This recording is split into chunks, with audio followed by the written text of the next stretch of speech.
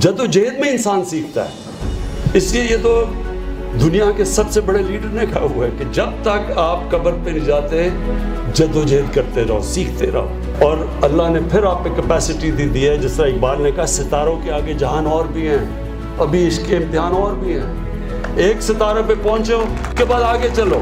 अब मैं आपको ये यकीन दिलाता हूँ, मेरे से ज़्यादा टैलेंटेड खिलाड़ी थे, लेकिन फ़र्क ये था कि मैं पहले क्या मैं पाकिस्तान का बेस्ट ऑलराउंडर बनूंगा, ये मेरा एम था। जब मैं वहाँ पहुँचा फिर मैंने कहा दुनिया का बेस्ट बनूंगा, फिर वो बना, फिर जब कैप्टन बना पाकिस्तान को बेस्ट टीम बनाऊंगा। हमेशा आप ऊपर जाते रहते हैं, तो जितना आप अपने आप को चैलेंज करेंगे, ये याद रखना मेरी बात, आप में से वो आगे दुनिया में जाएगा जो अपने आप को चैलेंज करेगा, जिसके ख्वाब बड़े होंगे। जब मैंने कहा ना कि नबी सल्लल्लाहु अलैहि वसल्लम, हम कहते हैं अल्लाह उनके रास्ते में रहेगा जिनको नेमतें बख्शे, उनका ज़िंदगी आसान नहीं थी।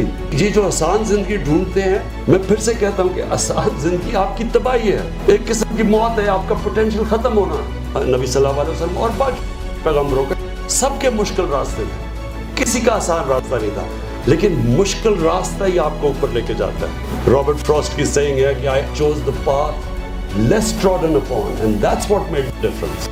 ट्रॉडन पाथ पे तो सारे जा सकते हैं, जो भी दुनिया में ऊपर जाता है वो रास्ता लेता है जो बाकी नहीं जा सकते।